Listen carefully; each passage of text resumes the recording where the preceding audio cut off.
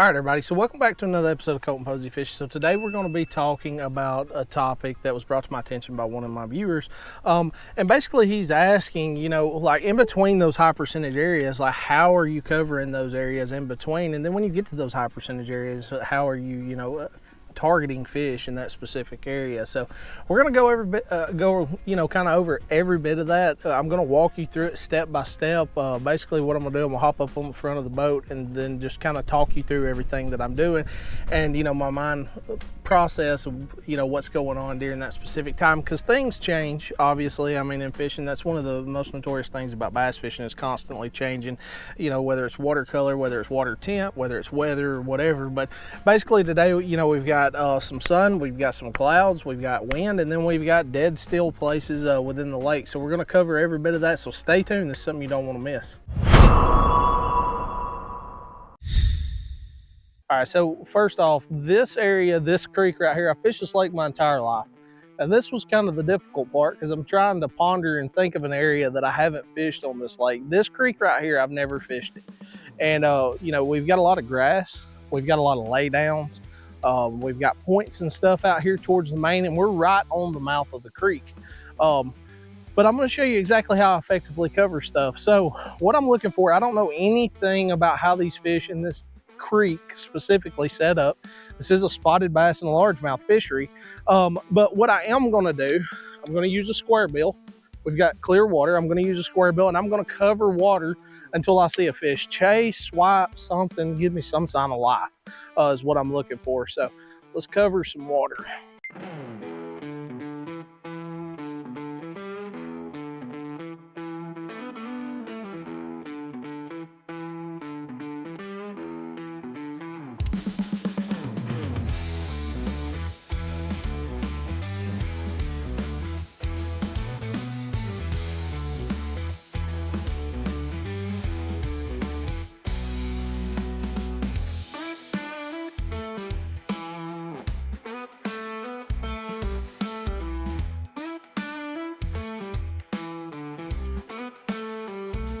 All right, so right here in front of me is what I would consider a high percentage area, not only because there's brush, obviously right here in the water with this treetop, but there's wind. And that's one of the main things that I look for, especially fishing any kind of lake that's got clean, clear water, is wind. Not only does it position the fish itself, but it just also creates some kind of disturbance on top of the water where it kind of helps you just kind of blend in. That's like during the spring when you're trying to catch fish off beds. You don't want to wear something that's just super bright or anything like that. So any type of kind of camouflage, I guess you'd say, that you can use to your advantage, like wind or anything like that, really helps. So I've been running a square bill all the way down this bank, covering water, no sign of life, and it could just be they're not on this side of the bank.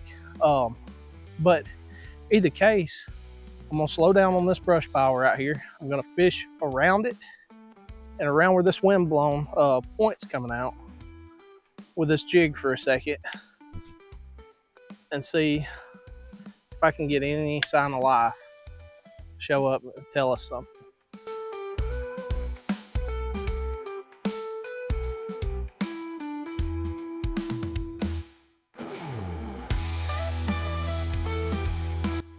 Now see, we just fished this, no bite, so that tells me, hey, we may just be simply either on the wrong side or in the wrong area. But the main thing is that I'm noticing on this other side over here, we've got a lot of wind pushing right across over there on those rocks. So what we're gonna do is I'm gonna fish it out right up here to where there's two other brush piles in the water. I'm gonna fish it out till I get right up over there, and then we're gonna swap to the other side and go back up.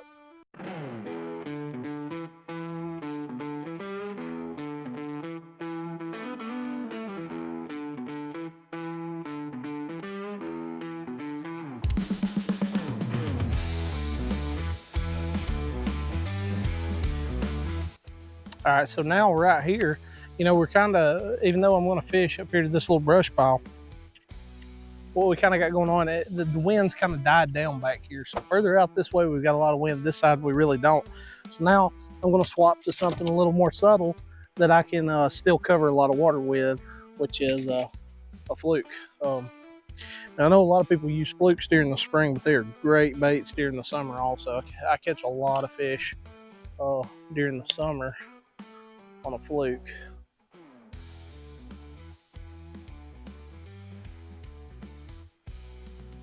But really what I'm focusing on as I'm covering this bank is these shade lines. These fish, a lot of times in these creeks, will sit in them shade lines. Obviously, it camouflages them, but the water's cooler. I just had one miss this fluke. He's just too small.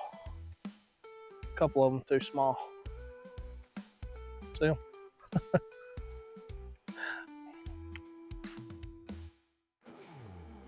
So we got some sign of life. We're about halfway into the creek. So tells me something. They were obviously in that shade line, so you know, that's kind of predictable though.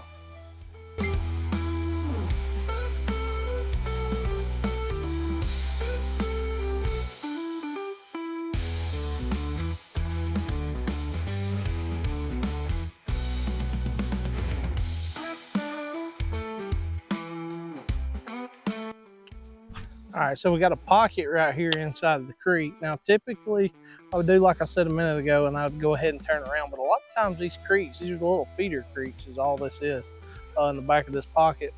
And what happens a lot of times, especially this time of year, during the dog days of summer, you have these little pop-up thunderstorms. And a lot of times, these little pop-up thunderstorms will just throw in just a big, huge flux of water.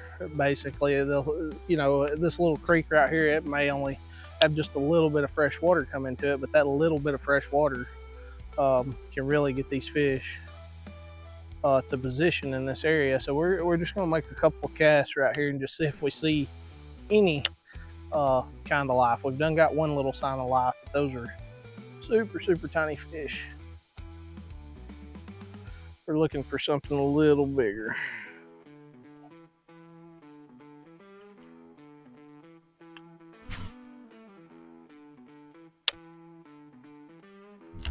Oh, did you see that? Yeah, he's chasing it. He's chasing it. There's a bunch of them. They're stacked back here. Easy, easy. There's a bunch of them. Jeez. That's the line.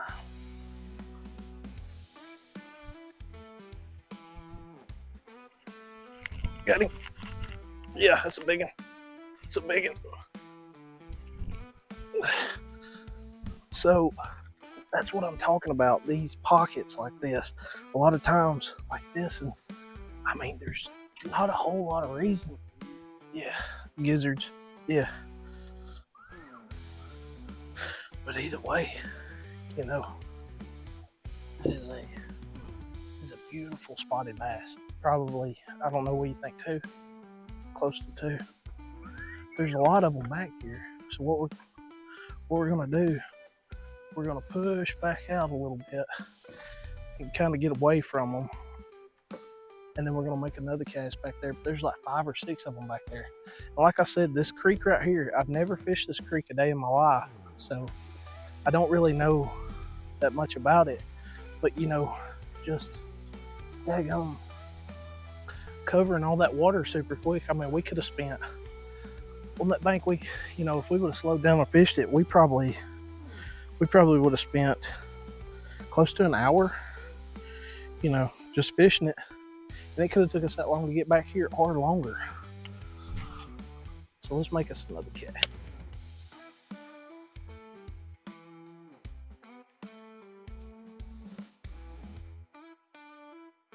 And that's the good thing too, like seeing these fish like that in that group. They're competing. Yeah, they're all good ones and they're competing. So typically those ones that's having to compete for their food. Yeah, a bunch of little ones. Yeah. But, you know, like I said, you know, when you're finding fish like that and there's other ones with it and there's not a whole huge abundance of food source, they have to compete for that food. If they're competing, they're typically easier to get the bite.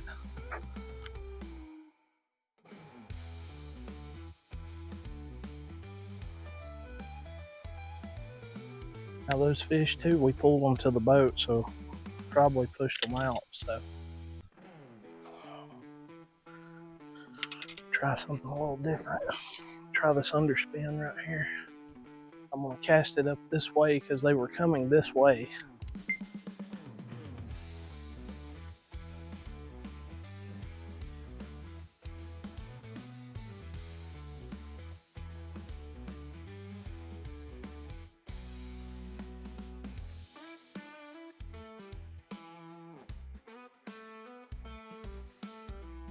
So either way, I'm just kind of filling them out with different baits. So, you know, we got them to move on that fluke. But like I said, I think we spooked them. I think the wind just kind of pushed us to them a little too much.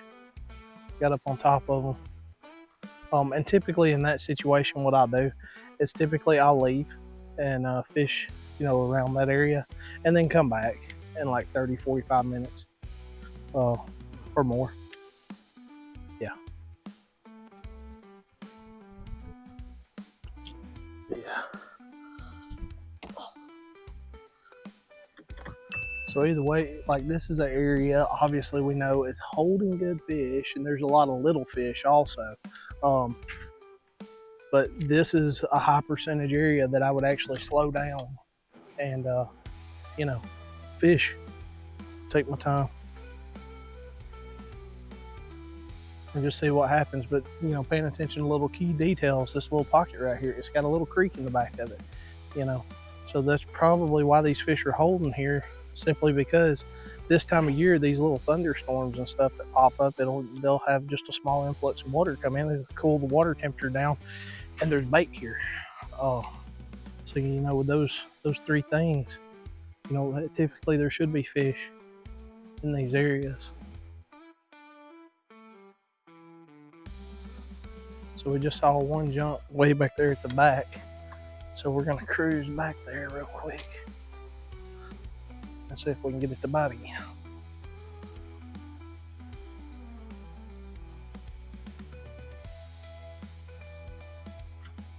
What I'm doing is slack water. So with the slack water, obviously I want to be throwing something real subtle like this fluke, something I can really get in there pretty easy with.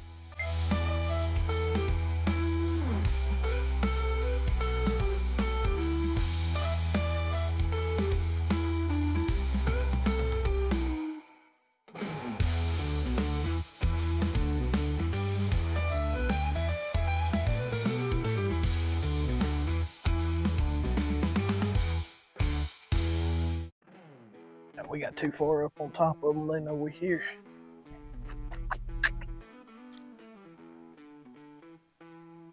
That school that was with that big one, those are nice fish. Those are, you catch all 5 of them, you probably had 10 pounds or more. Yeah, there's tons of little ones stacked up in between there.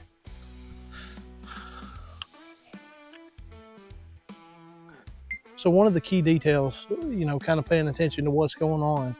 So we're halfway in the creek, in a main creek. There's a pocket in the creek with a creek there in the back of it. So typically with that pattern, understanding and seeing several fish in this area, this is typically what we're going to look for all over the lake. We're going to push up into creeks, look for the pockets in the creeks, and you know, just kind of see what's going on. But you know, showing me, you know, that there's that much sign of life in that area, I kind of, me personally, I just feel like I need to fish this entire creek out. So we're gonna fish it efficiently. We're gonna fish it quickly, and then really pay attention to those high percentage areas.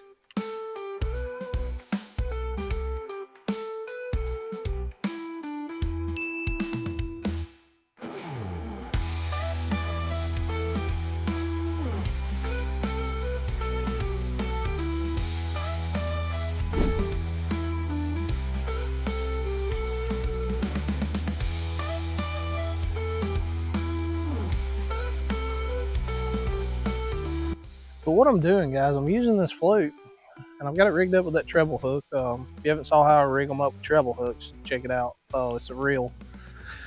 But I'm just covering water real efficiently and seeing bass and it kind of tells me like what area. And you can do this with a spinner bait, you can do it with a crankbait. I just advise if you're going to use moving baits that are hard baits, do that when there's a lot of wind. I mean, where you have to keep your line tight, because if you're using a soft plastic, you can't feel a bite.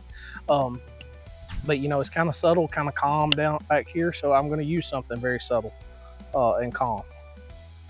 But now that doesn't mean don't make it erratic. I mean, I'm popping this fluke rather quickly. But like I said, I'm just trying to cover water. That's all I'm trying to do.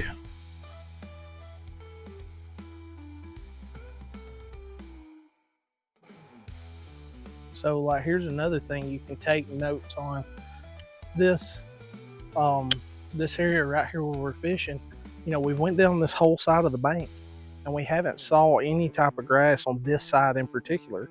But right here's a little patch of grass with broom beds all over it. So, you know, kind of fishing this area will tell us something if we need to focus a little bit on the grass or not. You know, right there's a few fish, but just little ones. But another thing, we've got this pontoon dock kind of thing behind us. You know, it's kind of the only shade really on this other side. So, you know, that's another area I would consider a high percentage area that we're going to kind of pay attention to. But we're going to go ahead and scoot on down through here and just see.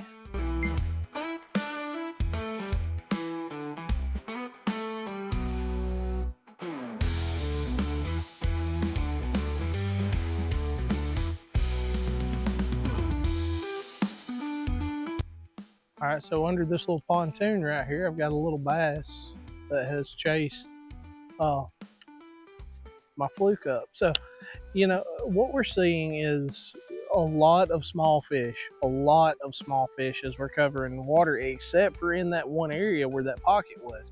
So what that tells me in my mind, hey, you know, if we're going to focus anywhere on these creeks or anything like that, then we need to be sticking to the pockets in the halfway mark of the creeks that have creeks inside the pocket.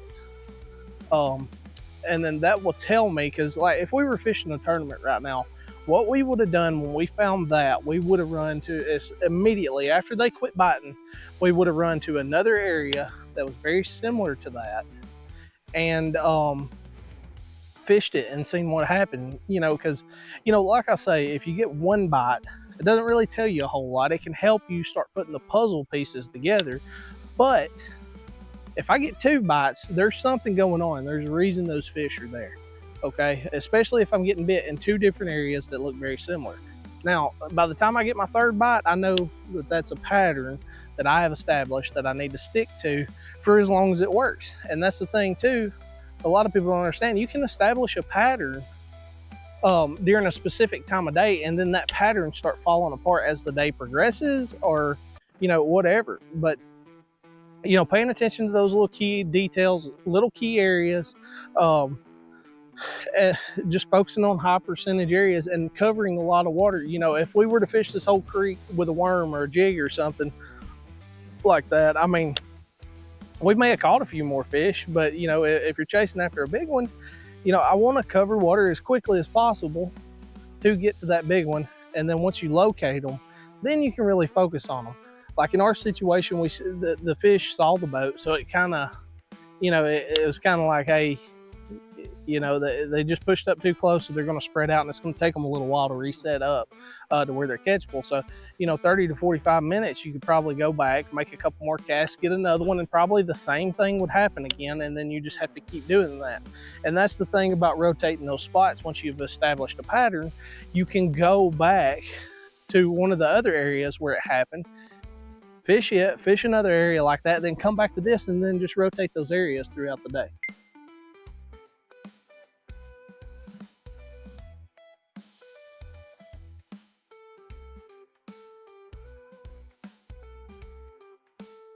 So now we're getting in an area where there's a lot of wind. Okay, so we got a lot more wind. We've got ripple on the water. So what I'm gonna do, I'm gonna swap back to the square bill because I can cover water.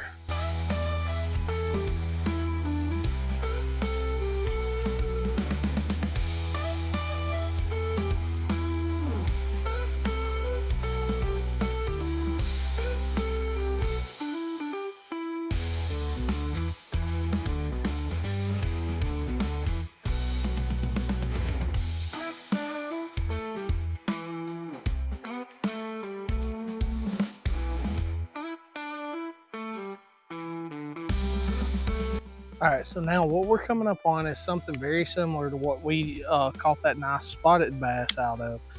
We've got this pocket, but now it's set up a little different. We don't have near as much shade, and we have a lot of wind pushing up into this. But you can definitely tell it's not necessarily a creek, but it's a type of ditch. So, you know, good rain, it may push water up in it. I guarantee there's some that gets pushed up in it, but maybe not a whole lot.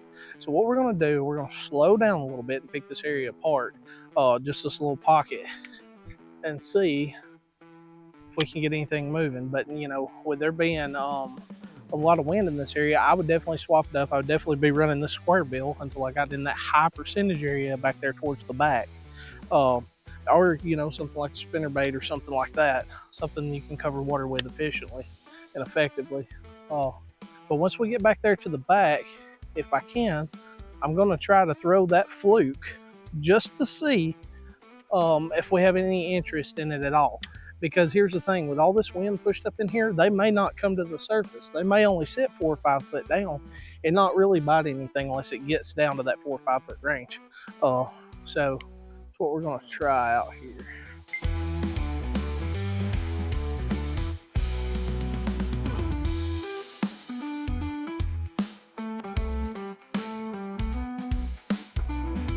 All right, so we threw up in this pocket. I threw that fluke. He threw a little crankbait. No sign of life. Okay. So what we're gonna do? He's done covered the middle depth of the water column.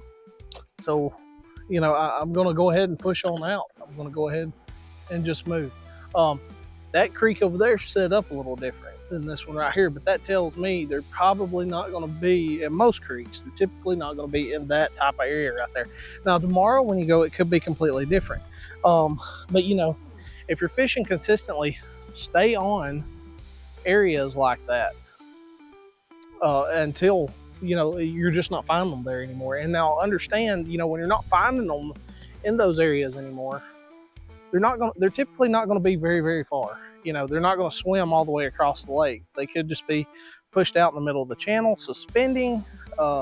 There's multiple different factors that you can take into consideration. But either way, you know, that area where we caught that fish out of that little pocket, those are typically the areas that we're going to stick to, especially since we got that sign of life.